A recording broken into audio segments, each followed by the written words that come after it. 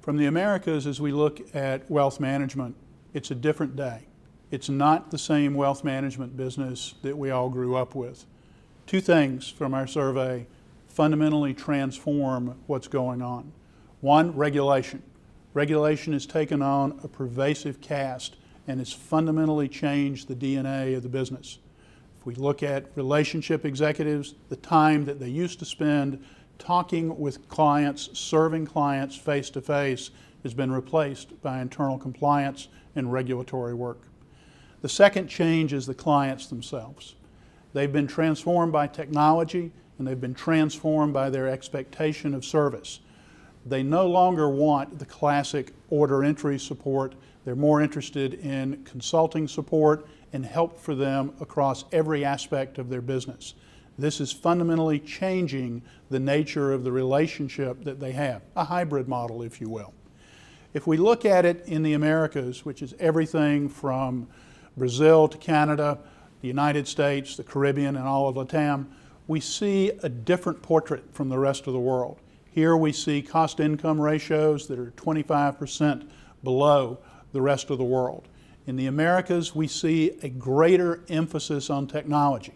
In the Americas, firms are using digital technology much more than anywhere else in the world by a factor of 3, and they're spending more than 50% more on the technology today and will spend twice that going into the future.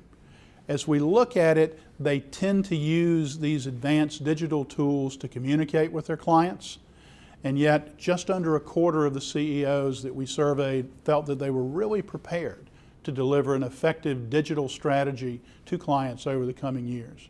Another thing that came out of the report that had some distinctions for the Americas was the CRM. In looking at what chief executives and other leaders shared with us, they were concerned.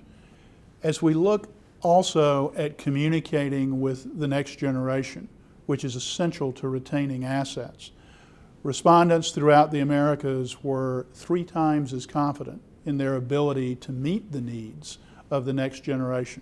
This is a strong positive.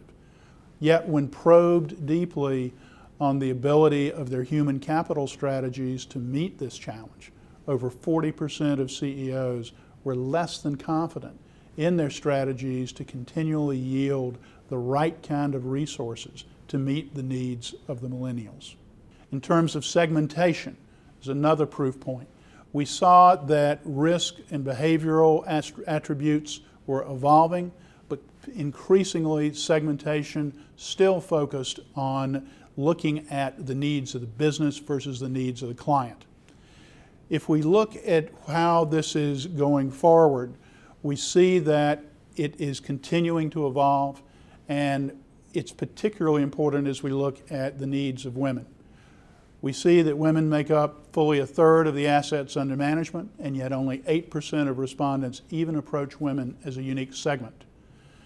Going forward, financial planning is going to be on the rise, with over 70% of respondents expecting this to be a cornerstone of their business going forward. And then the gap that we see between the current state and the future state in terms of aspirations is an additional challenge. While CEOs predict a 5-fold increase in consolidation, they are concerned about the current gap between the current state and where they want to be. This is very much a portrait of a changing industry. There will indeed be winners and losers, and it's going to not be the same kind of wealth management we've observed over the last 20 years.